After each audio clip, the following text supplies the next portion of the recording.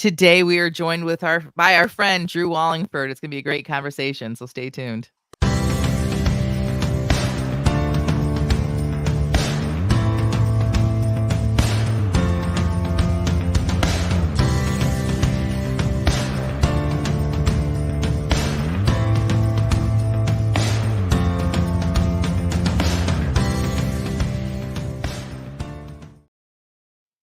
Welcome to the Christian Indie Writers podcast, where we inform, encourage, and support Christian indie authors on their journey toward publication.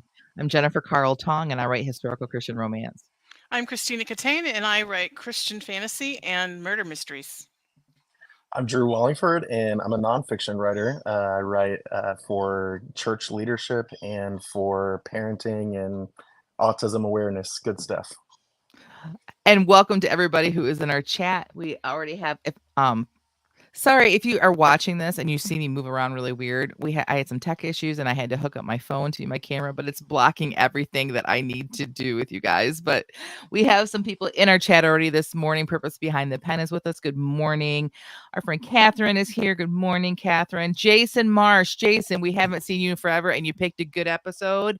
Jason is a pastor as well, Pastor Drew. Nice. But good morning, everybody. We're so glad to have you here. If you are also listening to us as a podcast, we appreciate you as well. We just really appreciate it if you would subscribe, follow, share this. And if you like us, share it with everybody you know. If you hate us, let everybody know that as well. Just get our name out there. We don't really care how you do it. But before we start every episode of the podcast, we like to start with our What's Up.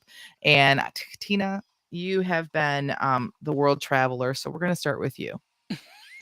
Well, I didn't travel the world. I went to Port Orchard, Washington for a month.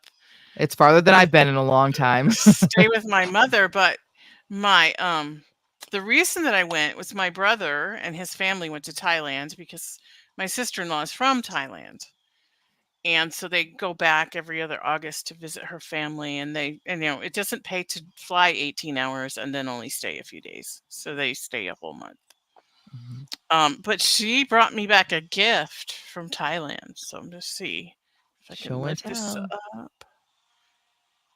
Isn't that pretty? Oh man, that is pretty. Is that carved? Yeah, awesome. It's carved into a piece of really heavy wood. Oh wow. That's cool. It's a depiction of the floating market in Thailand, which is they have these you've probably seen them in movies. They're kind of long canoes, but they're flat. And they kind of have square ends. And the people selling stuff will have all their goods in their boat, and they'll be alongside this boardwalk. So you can either walk the boardwalk and buy from them. So it'd be fruits, vegetables, crafts, whatever they're selling. Or if you have a boat, then you can come up alongside on the other side in your boat. That's awesome. And go to the market. So she brought me that. My daughter's going to be eating her heart out because she loves elephants. Nice. Yeah. But I'm home now and I'm ready to get back to work and be productive and all the things. So that's awesome. All right. Well, I will go next. I told Drew and Tina that I was going to try to keep it brief, but it's, you guys know me. Yes, for those of you that were wondering, Joelle did get put off at college. She's doing great. I did not bawl my eyes out. I did actually really well. I miss her tremendously. I didn't really I think my hardest time was yesterday. We had our first co-op, homeschool co-op since for the year, and everybody was asking me how she was doing, and that made it more difficult for me. But that's not my real what's up. My real what's up is that last year was our first year with this co-op. And so I did not volunteer because I thought if it's terrible, we're bouncing. I don't want to be committed to doing anything and then leave them, high and dry. In this co-op, you don't have to volunteer if you don't want to. Well, it worked out great. We love the co-op. So this year I signed up to be a volunteer and I show up and I'm like, where do you guys have me? And they said, we just need you to, check in at the front door. I said, okay. So I just sat at the front door for an hour. And then she came around halfway through that and I said, well, where am I next? And she's like, oh, do you want more than 1 hour? And I'm like, I don't care. I said, I'm here all day. Like, I'm not going to drive home. So she definitely used me. So like the second hour, I got to be in the creative writing class with they already have a teacher. I'm just in there. And that was so much fun. My girls have already had that teacher. We love her. So that was great. And then I had like an hour off. And then lunch. I was having a great day. I'm like, this is so much fun. I'm so glad I'm volunteering. And then after lunch, she puts me in a high school class. She's like, you said high school. I said, yep, that's where I used to teach. So I'm not teaching or anything, but it is a CPR class, first aid class. And it's 20 high schoolers, which doesn't sound like a lot if you're a public school teacher, but it's a lot for a homeschool group class. And I do nothing but sit there because the teachers got it all taken care of. But the content yesterday was very intense. Imagine a teacher that you're not so sure they even showed up with a lesson plan, and all they keep asking teenage boys mostly answering the question of, "What's the grossest thing you've ever seen? What's the worst accident you've ever seen?" Like, it was very intense, and I'm just sitting there like and I'm normally not queasy, but it was, like, a lot over and over and over again. I'm like, "This is gonna be a long year." And then she's waiting at the door when the class ends. She's like, "I have one." She's like, "I really need you this last hour. I really need you for a class." I said, "Okay." She didn't tell me what. I just followed her because 'cause I'm there to help, right? Kindergarten, 1st, and 2nd grade Spanish. And I was like I told her the one thing I didn't wanna do was little kids. She's like, "I didn't wanna tell you what it was until we got here, but you've been very helpful. I thought you would do it." Of course, I'm gonna do it. It was chaos. First of all, kindergarten, 1st, and 2nd grade is gonna be chaos no matter what, in my opinion. That's why I do high school. Um, but the teacher so sweet, but she's not a teacher. She had no game plan. She had no classroom management. It was chaos. And so I came home more tired than my girls after school yesterday and wishing I hadn't been so helpful. So we'll see how this goes, but yeah, it's exhausting. I forget how exhausting little kids are. My kids are like all very self-sufficient. My youngest is 14 almost. She'll be 14 next Friday. It's exhausting. So, Yeah. anyway, You got to be careful just volunteering yourself all day I know. to I someone know. who works with all ages of kids. They're going to really use you. I know. I was that first day of school high I think I was on. I don't know what I was Mm, thinking. Next Got semester is knocked gonna be down real fast. Just boom. yeah, it's gonna be different next year for sure. All Yeah. right, our chat says, Catherine says, "What's up? I'm in the final stretch of finishing my book. Congratulations, Catherine." So she can get into beta readers by sometime tomorrow. Wow, beta readers that Nice. soon, huh? That's amazing. Purpose behind the pen. I am currently working on the final draft of book 17. Girl, you're here for this conversation today. We need some input from you. Jason says, "What's up? Started a Facebook writing group with a friend that has reached 40 members now. That's awesome, Jason. Also been working on a draft for my writing and am more through this draft than I've ever been." That's awesome, Jason. Jason is one of our friends that has been having trouble getting across the finish line that first time. Mm. And so that's exciting. And and Catherine says that's what you get for being nice. Yeah, I agree. I agree. Mhm. All right, Drew, what's up with you? It's been a while since we've talked to you. Yeah, yeah. I was gonna say since I was last on, I've moved states, so I'm now in Florida. It's actually where I grew up as a kid, and Mhm. family and all that stuff. And so, one of the things about our family is so I've got two kids. My youngest is severely autistic, and so being in rural North Carolina, we did not have great services for her, and Mm, so yeah. trying to figure out what that looked like, and just really kind of got to the point where it felt like God was just like, okay, it's time, we got to move, we got to get some more help, and really help for her, was Mhm. the biggest Right. part, but being around family is a nice little bonus, free Yeah. childcare, and grandparents to spoil the kids and all that, Right. so it's been good. We've been here for like 9 months now, Mhm. and it's been pretty solid, honestly. So Yeah. That's it's awesome. just, yeah, lots of change, lots of figuring things out. But um, Kinsley's school, that's my daughter's name. Mhm. Kinsley's school has been great. She's been like talking so much more, and Oh, that's uh, awesome. learning so many cool things. Like she's doing math, and like she can write her name now and stuff. And it's like, Mhm. man, that stuff was not even a dream, when Right. we were in North Carolina. So it's way better now. Oh, that's so awesome. That's so great to hear. I'm so happy to Yeah. hear that about your family. And your son's doing well too with the transition? Yeah. So our church that, so I'm still a youth pastor, but our church that we're at here has a Christian school that goes from pre-K all through high school, and so Mhm. he gets to go there for free, which is really cool. And Nice. but yeah, he's loving it. It's great. It's been so That's good. awesome. That's awesome. Yeah. It's been a great start of school year. I think for everyone I've talked to, it's been a good transition. So Yeah. that's awesome. Well, we really appreciate have Drew here with us. Those of you that are new, normally we don't have a gentleman on the podcast with us in a window. And Drew, being a friend of mine and a writer as well, we decided instead of just treating him as a guest, we're gonna make him a member of the podcast this week. And so, Woo! yeah, very exciting. But today's topic, Drew and I came from a conversation Drew and I had. But we're talking about the power of more, meaning like more, not like stuff, but doing more, right? So, Drew, let's start with you. What was it you called me and you talked about a piece of advice that I'd given you? Let's start there. Yeah. Honestly, one of the things that, especially, I think we've known each other for almost 2 years now, right? And Yeah. almost two Yeah. years, we're getting there.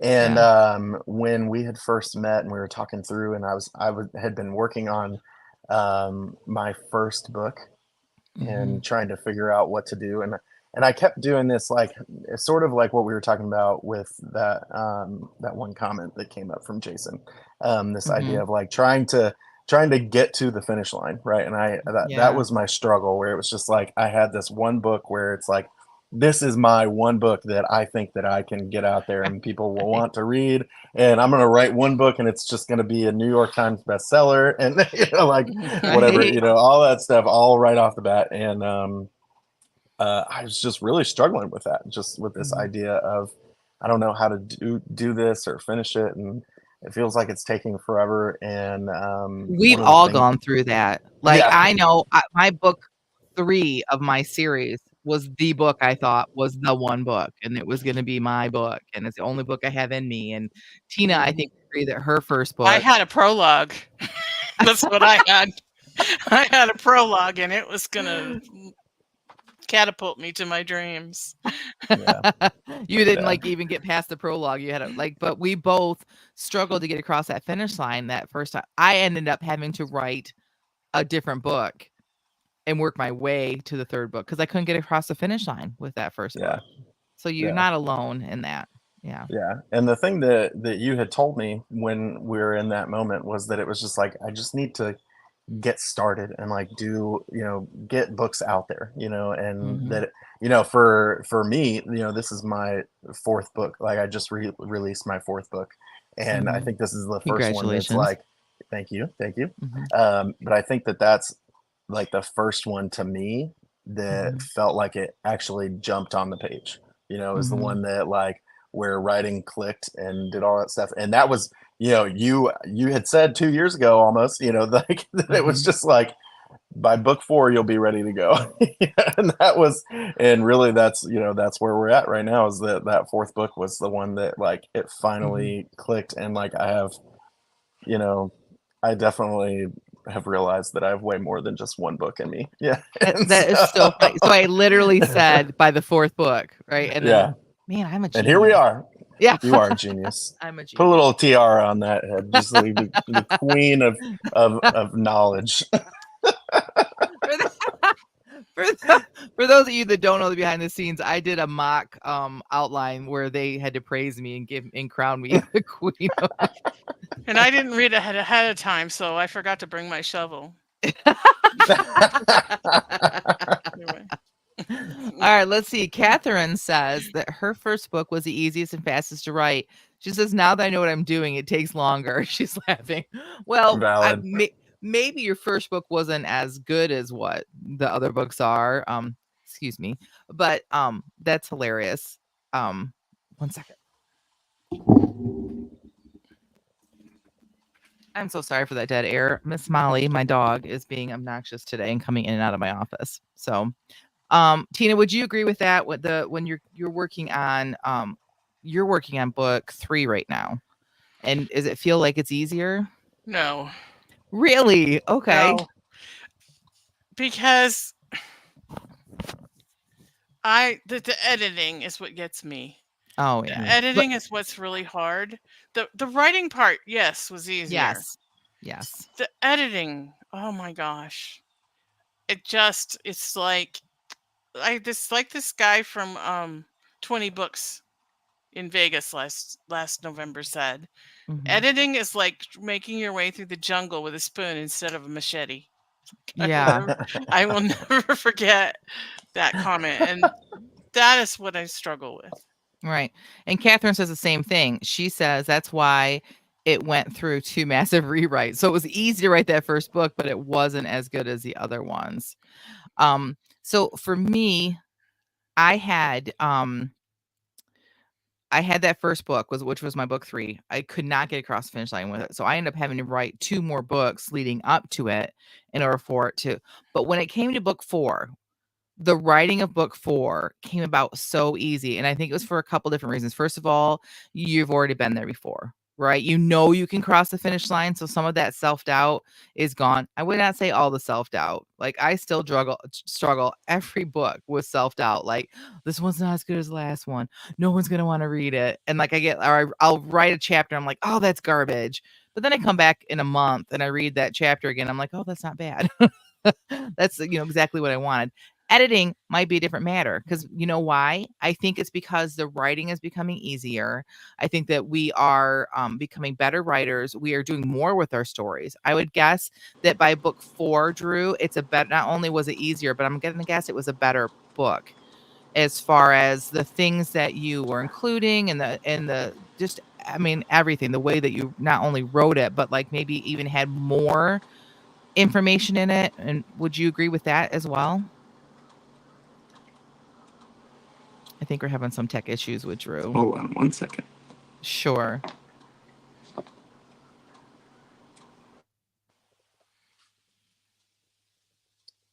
We are having some issues. That's fine. I was just asking you if you feel like the book 4 not only was easier to write, but it was a better book in the process. And if you're still struggling, I'll go ahead and comment on my book 4. I feel like the editing for me was also easier because a lot of the things I used to struggle with in that first book, the first couple books, I don't do anymore. Because I know, like, I've learned that you can't do that, or I've learned that that's a problem that I used to struggle with in the writing, and so I don't do that anymore. And I noticed that the editing issues that I have now are more complex Mm-hmm. than the editing issues that I was like. The problems that I'm having now are because those easy things have been taken care of, and now it's the Mm-hmm. deeper things that I'm seeing that I want to fix. Yes. In the Yes. That's what revision I'm trying to get process. to. I'm in the revision process. It's not actually editing. Right. It's like I want to make sure that um the spiritual theme that I want to come across is coming across, and that's the revision that I'm doing, and that's Right. where I'm struggling. It's not like commas and quotes and all that stuff. Yeah, because I was going to challenge you when you said no, it wasn't easier. I'm like, I was there for book 1 and I was there for book 3. Book 3 was easier for you to write. But Yeah. all right, Drew, we got you back now. Yep. Okay. So my question to you was, not only was the book easier to write, I'm wondering, did you find that it was also better? Like you were able to go deeper with your topic. You were able to like it be more rounded of a book than the others. What would you say to that?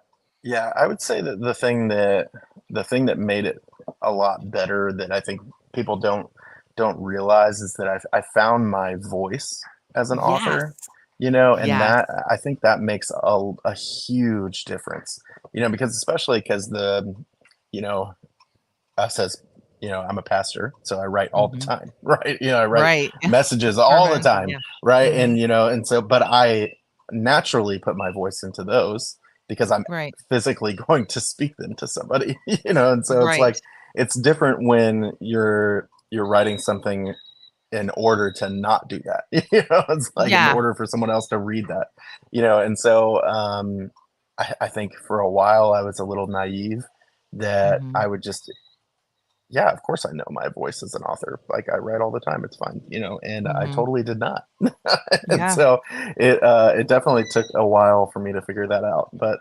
this book is so much better than the stuff that I started out Mhm. with for sure. I think that's very wise too, because as you're saying that, I'm thinking about my contemporary works that I'm working on. Because even though I found my writer's voice in my historicals, writing contemporary is a different voice. It is a Mhm. different genre. Writing nonfiction, again, a totally another voice. When we put out our workbook that we did as a team, we struggled. And the funny thing is we didn't have to write that much. It was mostly formatting. It was like taking old sprints and formatting those and like putting it out there in a kind of a teachable way for people to feel comfortable to be able to start sprinting on their own. Mhm. And we only had to write like but we all struggled because I think part of it was we don't write nonfiction. And when we just finally got to comfortable where we're just basically being who we are in the podcast, but in written form, is I Yeah, think when it got so much better for us. Um, so Purpose Behind the Pen says it takes me like 6 months to a year to write a book, and I will say having to line up each book takes quite some time. Book 16 took nearly 7 years to write, yet it feels like 10. So I'm very curious if because you have so many out, do you overlap as you're writing and editing? I have all kinds of questions for that. So Catherine says that her maximizer loves editing. It's exciting to me to make whatever tweaks and polishes to get it to be its best. Some of those bigger rewrites can be a slog though. Yeah. yeah, And finally, Jason says that is the hard balance. I have the struggle with writing is to get my voice in writing compared to my voice as a pastor that comes more naturally because I'm speaking it. And Yeah. really, the only way that it happens is more writing, which right, yeah, Drew? yep, Yeah. yeah. You On that, I feel like on both of those comments a little bit, like where you're talking about editing and wanting to, I think one of the things that I found recently, I've been reading through a lot of Tim Keller books Mhm, recently because of him passing away last year, and there were so many, and he was a fantastic author, right? And so, mhm, and obviously amazing editing teams, all these, whatever. right. And reading through his books, and still, like, there's still errors, like there's still things that are Yes. messed up, or whatever. And like I had a moment the other day where I was reading through and I saw errors in there. I was like, wow, I feel so much better about myself. Yeah. And so, to be able to look through and like, even editing is something that just takes time and figuring out how to do, or Mhm, maybe hiring someone or something like that. But I think I've had to find my voice. This is back to Jason's comment. I've had to find my voice in multiple venues too, because there's some books that I've written that are on pastoral leadership and all that stuff. That one's a little easier to find for me because it mhm, is sort of to the crowd that I would be speaking to anyway. mhm, But this last book being about, um, being a dad of a special needs kid, like mhm. that is a way different voice, than anything else Right. I've written. And And that's more so, vulnerable too at the same yeah, time. Like Yeah. when you're teaching pastoral leadership, you're not being personally vulnerable much. yeah, I'm gonna definitely less. guess. No, yeah, no Yeah. doubt. Yeah. I mean, Hmm. there might be like things that you share that you've struggled with as a pastor that might be vulnerable. But I have Right. to guess that writing a book about your special needs child is like vulnerable from start to finish. Oh, for sure. And For that's got sure. to be even harder than the other ones. Yeah. In my, I'm just guessing. But Yeah. Definitely. Um, for me, like I had already said that the writing was easier. I think the editing for me was easier as well. Yesterday in the co-op, they put me in like I think I mentioned in a creative writing class. I was just helping, but the teacher knew I was published, and so at one point she turned to me and she said, "Mrs. Tong, do you have an editing process?" Now, had you asked me that in the middle of book one, I could not have. I would have just said yes, but I wouldn't have been able to put it in words. But I was able to tell them exactly within like 30 seconds my editing process, and I realized that I go through 7 revisions, the book does, and I have this system that I do, and that did not happen at the beginning, but now I've done it 4 times and I am comfortable with it now. And so again, the power of more. If you're in Jason's position and you're struggling to get across the finish line, write more books. And if this book, Jason, I know that you're really working on this book and I cannot wait for it to be done, but maybe you need to step back like I did and write something else and just get across the finish line with something. That's what Yeah, I like. That was what worked for me. A novella. I wrote a novella, and that's what helped. Yep. Mm-hmm. I still have not finished that book that I was working on. See, but you Still will. have not finished it. Oh yeah, it'll happen for sure. But Yeah. it's on the back burner for right now for sure. Right. Catherine says the one I'm putting out soon is number 12, and I'm always working on more than one book, usually different phases, drafting, editing, and polishing. Gosh, that's what I want to be. That I want to, but I get so like focused. Like if I'm writing in a contemporary book, I cannot get my head back into the historical. If I'm editing, I have such a hard time releasing that when I sit down at the computer and writing creatively. So I want to get to that point so I can be doing multiple things. So that's my dream, Catherine. You'll have to be my muse Me someday. too. I have such a small plate size. You know, they say I have a lot on my plate. My husband has a turkey platter. Like, Yes, he does. and I have a teacup saucer. Yeah. It's so true. And so I teach the Bible study. I'm doing this program for my health, which is like taking a big chunk of my energy because it's so like I'm not going to write any books or teach any Bible studies if I don't take care of my health. Like, Right. so I feel like that's my number one priority. And then there's like my daughter just started working and now I'm babysitting too. So it's just, I feel like I need a system that is going to work so I can do writing and editing and kind of layer them like that. But at this point, I'm just going to be happy with a couple hours a day working on my book. Yeah. Maybe Catherine needs to be our next guest on the show. Yeah. So she can teach us all Figure of out her how ways. to do that system. I'll come and listen. That's for darn sure. Yeah. Right. I can't do that. That's For not yet anyway. Right. All right. Well, Drew, tell us a little bit about your book, your latest book. I know the name of it is, I have it right here. It's Just a Bottle of Ranch. Being there for the family of a special needs child. Tell us about that book. Yeah. So funky title. I'll get there in a second. But the idea is that it's just a book.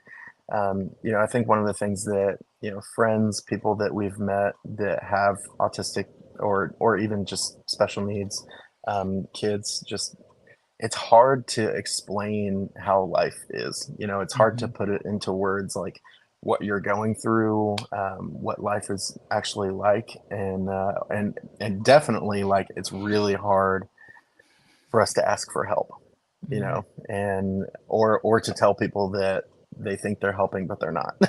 Yeah. So that's kind of the main idea of this, is that it's supposed to be a book that, if you're going through that, you can read it and know that you're not alone, or you can give it to a grandparent, an uncle, someone who needs to understand your life, and you don't know how to tell them that buying candy every time they see your kid is a bad thing and they need to stop doing that. It's like or whatever it is, the idea of having the right help, goes a really, really long way. Or if you're just a friend who wants to care for your friend that has an autistic or a special needs child, it goes a long way to know the right ways to help. And so that's kind of the idea. The story behind the title is really, really awesome. It's like right in the beginning of the book, and I'll tell you guys, you don't have to buy the book to know this part, but we had a terrible, awful day with Kinsley, and we went to Walmart, and shopping in public is just not great. My Instacart, like I'm pretty sure Instacart makes most of its money off of me and my family for sure. Try stalking But it was a day that we went to Walmart, and she just had this major freak out, and was like throwing candles on the ground and broke them, and like everyone's staring, and old people are gasping all over around us, and it's just all this stuff. And then we ended up having to do this like photo session for one of our friends, which was like we wanted to do so badly, right? And we went over there, got it done. Kinsley's screaming and having a fit the whole time, and they ordered pizza because they wanted to go out to dinner with us, but that was obviously not happening, right? And so they ordered pizza, and they're like the people that dip every single bite of pizza in ranch, right? And so they got this big, brand new, big Sam's Club bottle of ranch, and Kinsley just got hyper focused on this bottle of ranch, and had to empty it. Like, I don't know why. It was just like in her mind, she just had to. It was satisfying to her. She had to empty this thing, and of course, Lexi and I are just like mortified because it's just like, you guys just bought this bottle of ranch, and like it's just not normal. Like, why is this happening? This is terrible. Like today's been so awful. And our friend looked at us and was just like, it's just a bottle of ranch. Who cares? And it's just like, we care about you and spending time with your family way more than that stupid bottle of ranch.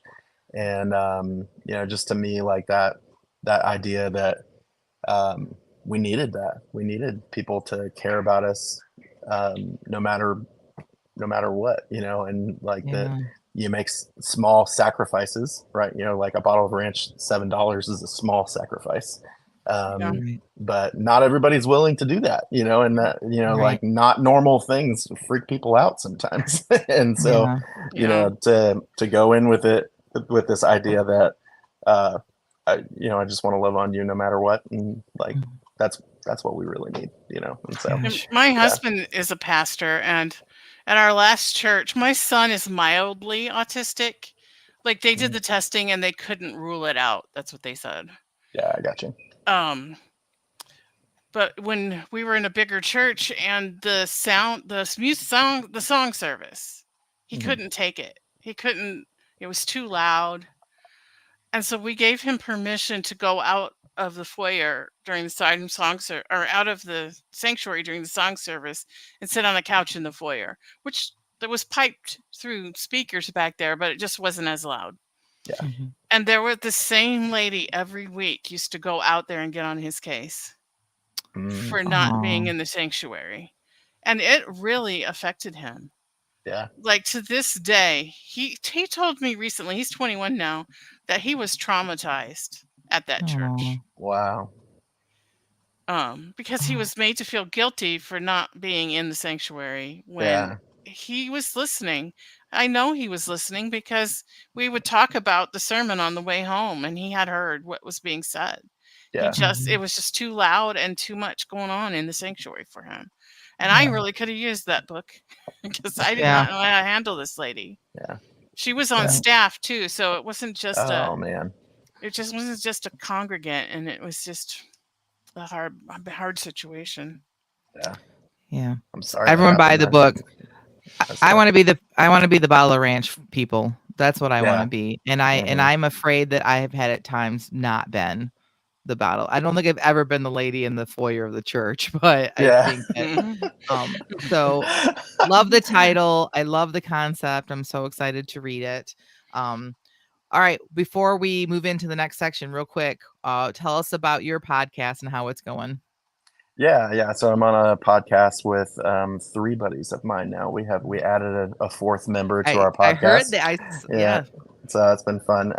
But it's called The Lunch Table, and we're all 4 of us are pastors, and our little tag is real pastors doing real life, who are real friends. and just the idea of like us being able to be in community and encourage people to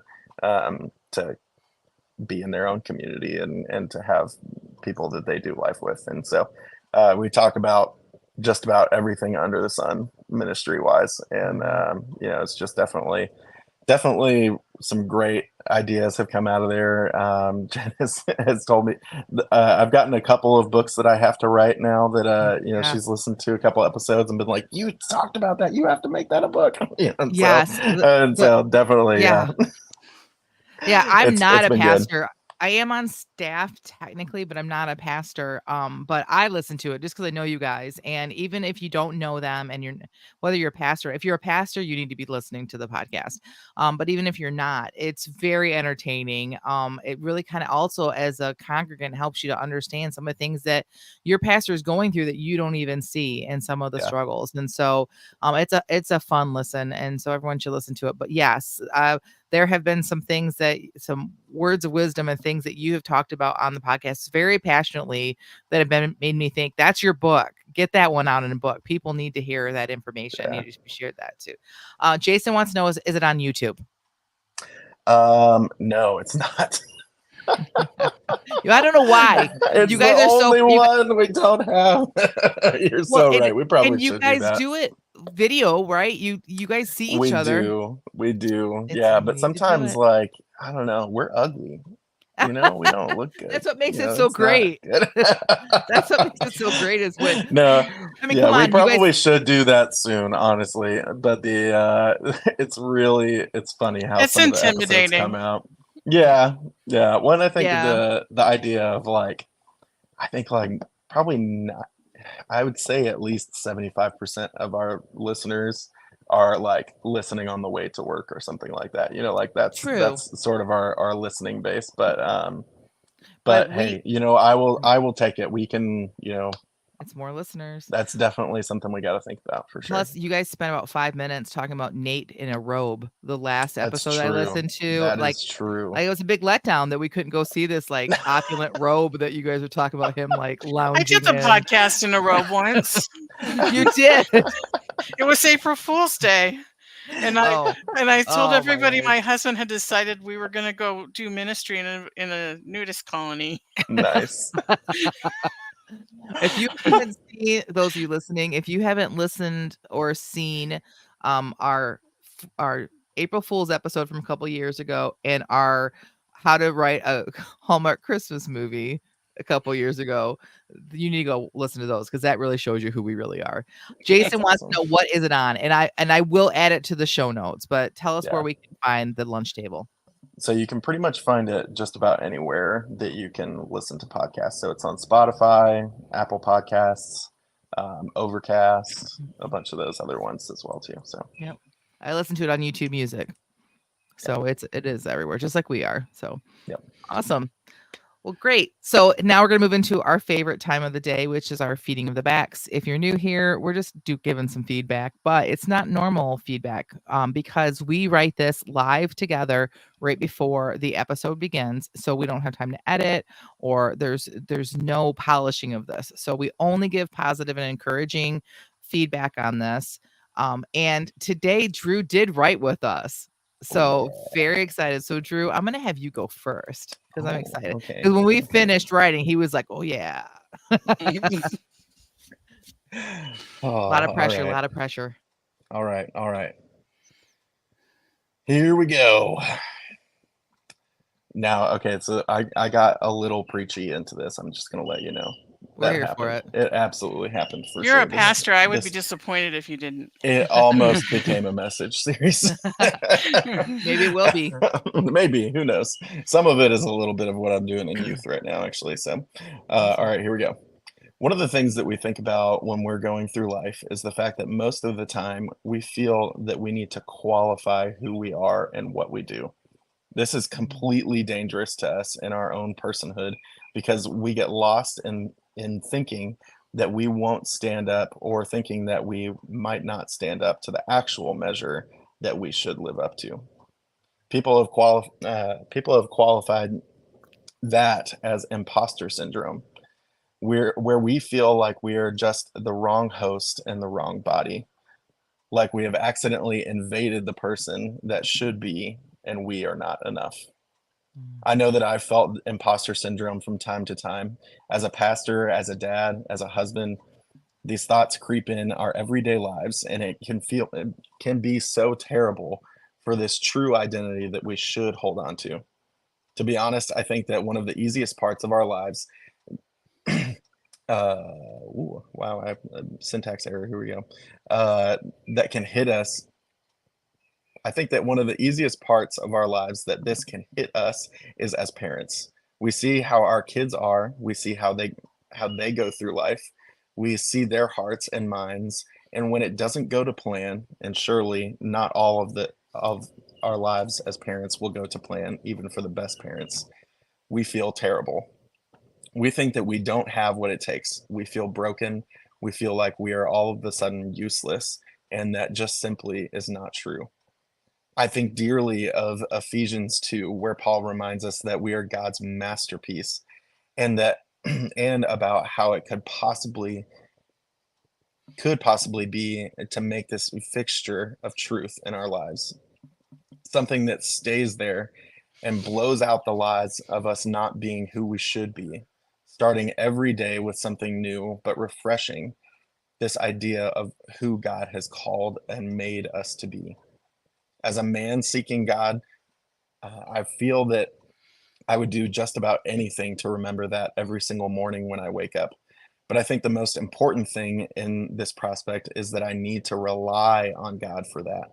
I'm so susceptible to this as a dad to an autistic daughter. It is so easy for me to get lost in the moments of hardship and feeling so depressed by the reality of what it all looks like and how it must and will just continue to go on. And even if you are not in my same boat, how easily do we forget that the things that we need to remember, the truth that we should know, the things that we should always know come from God, and in the end needs to come from him whenever we need it. We try to rely on little notes and things, but we miss out on the deep, deep healing that comes from getting those things from the source. I've missed this when times have gotten stressful and have left the best things for the things that are just a remembrance of God's presence. But it's God's grace and deep love that reels me back in for that reminder that there is only one thing necessary. Like Jesus told Martha when she was getting mad at her sister for just sitting at Jesus' feet, Mary chose the right thing. There's only one thing that is necessary, and that's spending time with him. And that's the thought. That's where healing comes from. That's where we are reminded of the truth. That's where we find our worth. And that's where all of this is from. Drew, so good. See, Thank you. now Thank I you. love having you on the podcast, and I love that you're always willing to do the sprinting with us because we don't normally get a nonfiction writer sprinting, but it works for nonfiction. It's not Oh, just a yeah. fiction thing. Yeah. So, okay, lots of thoughts. I'll go first. Is that okay, Tina? Did I go first? Yeah, go ahead. Okay. The imposter syndrome is like everything you said was not specifically written for writers, but this was for writers. Everyone Mhm. who listens to this podcast needs to hear what you just wrote. Like we all struggle with imposter syndrome. And you mentioned ways that you can struggle with it and like everyday people do, but writers feel like it's a whole next level that we Yeah. struggle with it. And to say that like we just need to go back to the source, right? Ephesians Mm, 2, spot on, right? And I just love that that what you wrote is so applicable for this particular podcast. Yet it was written for the general audience. So see, so good. Yeah, well done. thanks. Yeah. And he didn't get the words before us or anything. How many did you use any of the words? I used all of them. Good for you. That's I awesome. actually accidentally used all of them in the first paragraph. Well, that normally happens, honestly. Somehow I've had written sentences that use all the words. One sentence, the Nice. very first sentence, I get it out of the way because we used to be really strict about it. But good for you. Yeah. That's awesome. All right. This was very deeply, like I was just really deeply connected with what you were saying. Like, and not just as an author. I was adopted when I was 2 years old, Mm, and I spent most of my life chasing after my identity. yeah. even so far as to going on to Ancestry DNA and putting in my DNA and finding biological siblings. I have like 6 biological siblings that I found, and it all brought me back full circle to the truth that my identity is in Christ. Yeah. And who I was all of those years of chasing that song, looking for love in all the wrong places. I was looking for identity in all the wrong places. Mm. And I came back full circle to Jesus Christ is my identity. I am a follower of Jesus Christ, and that's who I am. Amen. And the healing that I found when I finally got back to that place and quit putting expectations on people that didn't even know me to make me feel complete. And yeah, it's just so powerful when you find that place with Jesus, that this is who I am and this is where I belong. Yeah. That's awesome. Love that. Everyone's loving it, Drew. Purpose Behind the Pen says, I love it. Catherine says, that was awesome. Jason agrees. He says, really well done. Yeah. Appreciate that. Awesome. Well, unfortunately, I have to follow that. I have to Okay. go last and follow both of you, so don't feel bad. So Widows of the West 2, I've been playing around with this, even though I'm nowhere near done with Widows of the West 1, but I just am getting bored with that book. So my mind just keeps going here. And I used everything but invasion. I could not figure out a way of putting invasion into post-world or post-Civil War Texas. I just couldn't figure it out. I guess I could have, but okay. Loretta stepped out into the warm Texas evening, immediately disappointed that the change in sunlight had done little to change the temperature. Still, what little breeze the evening was offering was far more inviting than her new home. As if the small little cabin she was forced to endure should even qualify for the name home. She shouldn't be here. She should be gracing the front porch of a grand estate, hosting eligible gentlemen callers with her sweet southern ways. Instead, she was abandoned at this hovel, left with nothing but the clothes she had brought with her. Loretta sat in a rocking chair, the only fixture in this place that felt familiar to her. Not that she spent much time in rocking chairs. Mama would never allow it. She said they encouraged slouching and were reserved for menfolk and those less delicate than young maidens like Loretta. But Loretta used to sneak out at night and sit on the back porch with Miss Lita, the house cook, and rock and talk about their days, so she was no foreigner to rocking chairs. Besides, she mused, she was neither young nor a maiden anymore, so why did it matter? She straightened the rows of ruffles on her golden yellow gown, which looked oddly out of place against the weathered wood of the chair. But despite her change in circumstances, she was still a lady, and she would at least look the part. Evening, ma'am. Loretta nearly jumped out of her own skin when she heard the voice. She looked up to find a woman, frail in stature but sturdy enough, Loretta supposed, staring down at her. Her dark skin appeared especially dark in the spreading dusk. Mind if I join you? The woman asked as she took the remaining rocker. Loretta was shocked. Yes, she had spent many evenings just like this one rocking with one of her father's slaves, but never had another one been so bold as to ask her for the privilege. Before she could say anything in response, the woman spoke. Name's Miss Mabel. I live in the little shack up on the hill. I used to help Miss Colleen when she lived here. Colleen, the woman who married the man Loretta came here to marry. 3, 2, 1. That was it. We didn't actually have the 3, 2, 1 today, but it was. Yeah, because it was my phone and I don't know how to turn that on. That was so good. And I forgot that I was supposed to be listening to it to critique it because I got lost in the story, which is probably the best critique that I can give you. Oh, thank you. Because especially Miss Mabel, I love Miss Mabel already, and I don't even know her.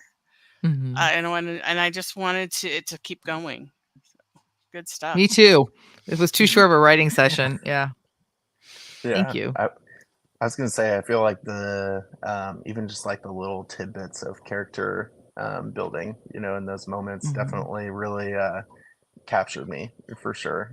Just the thought of, I'm not a maiden anymore. It's like, ooh, like I want to go back and know like the why, where is this coming from? And so, I love love the voice there for sure. Thank you. Thanks. I appreciate it. Yeah, and you're really coming into this blind because you haven't heard probably any of this, like the story. So, Yeah.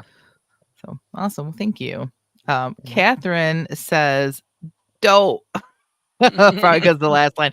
I didn't mean it to end in the last line. It's just when I ran out of time. But Purpose Behind the Pen says, very well written. Thank you very much. And Jason says, LOL, it drew me in so quickly. Oh, thanks. I appreciate it.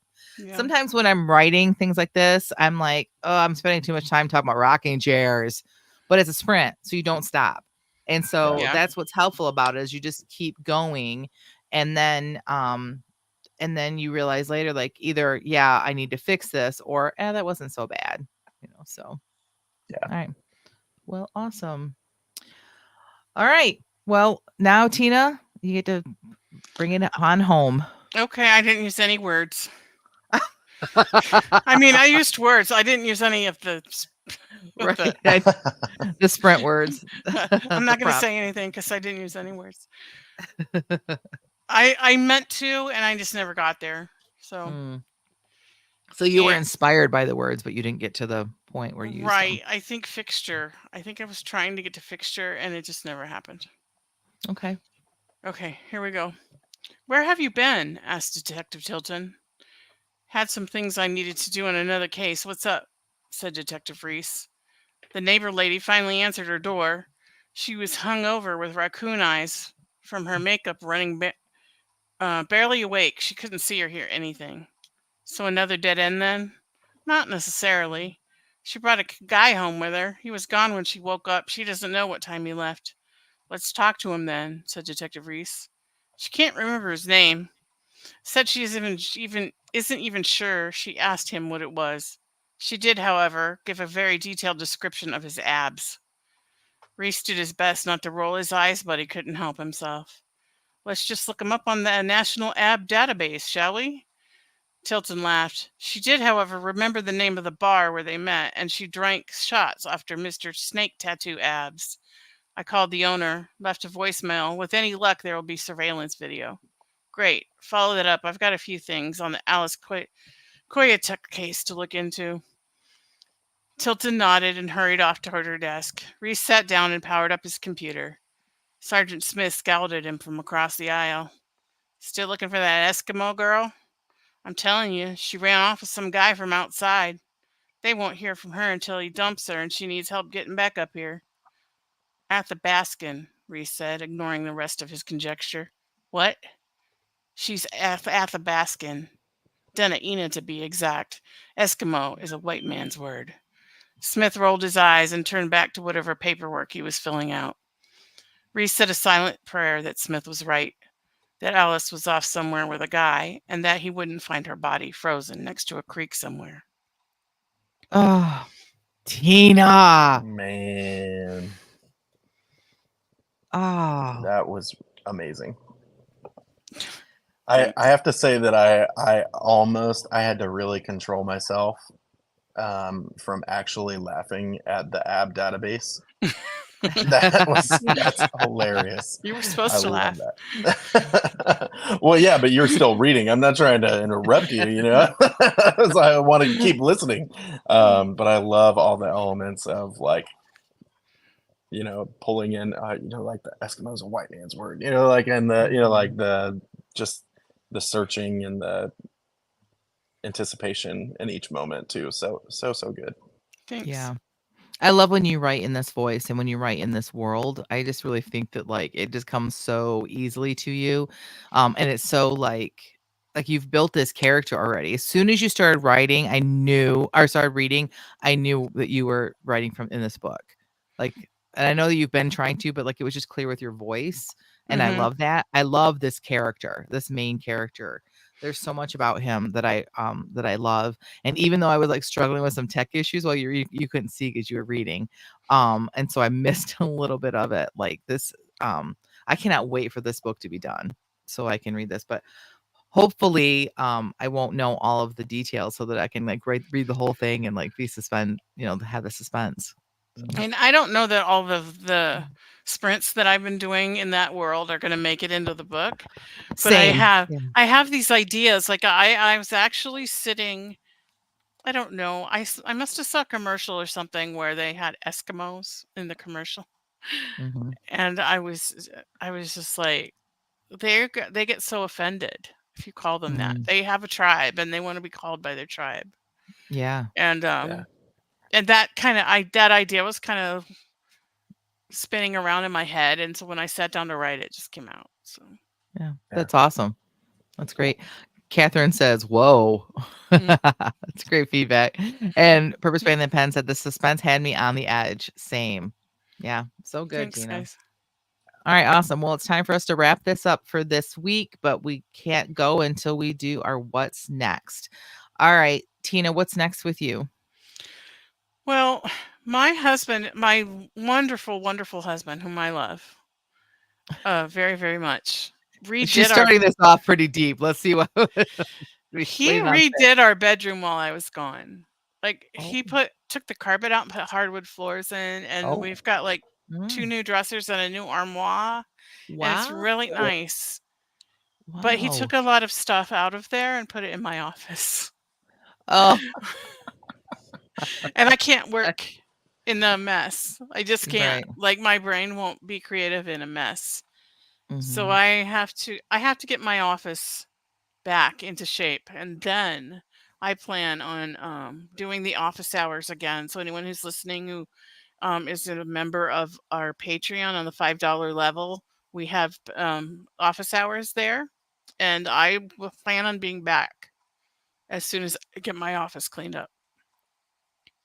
All right. Nice.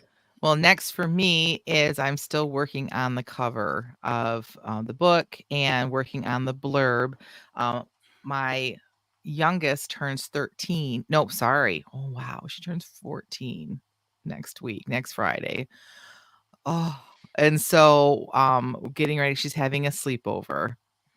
And Nice. so this next week will be a lot of doing that. But I think that with getting back into the school schedule for everybody and my kids having a regular schedule for doing their work as well, it's going to help me get back on schedule and being able to be at the computer and doing things as opposed to running all over the place like summer always tends to be. So that's my what's next.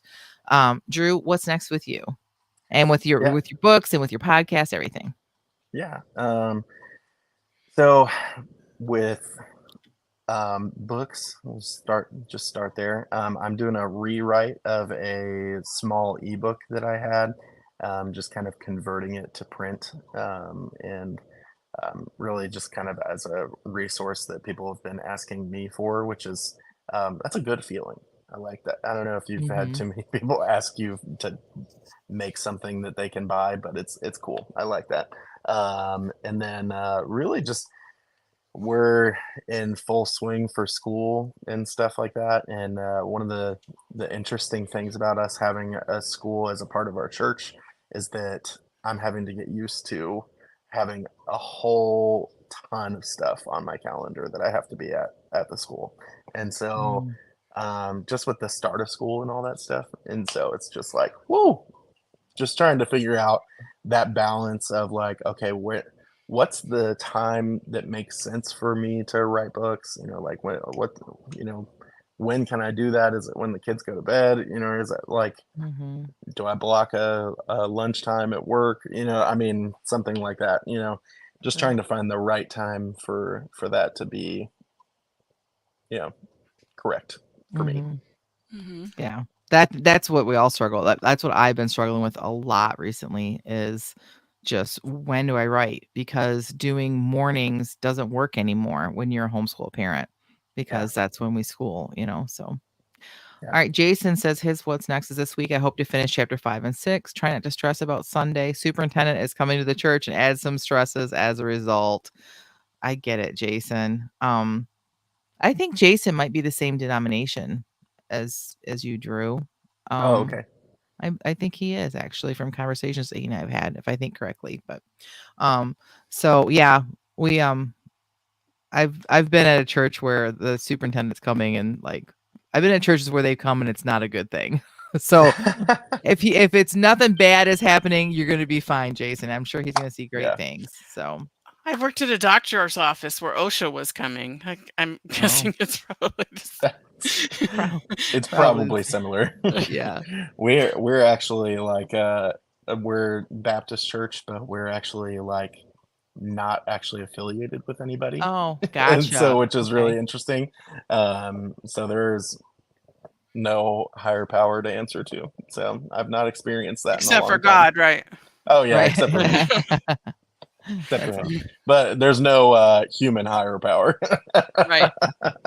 Gotcha. All right. Well, Drew, we really appreciate you being here. This was great. It's always fun when you come on the show. Glad to be here. Thanks for having me. And thanks everyone who's listening. We appreciate you guys as well. But until next week, may your pen be prolific, may your deadlines be met, and may all of your words honor Christ. Bye now. Woo.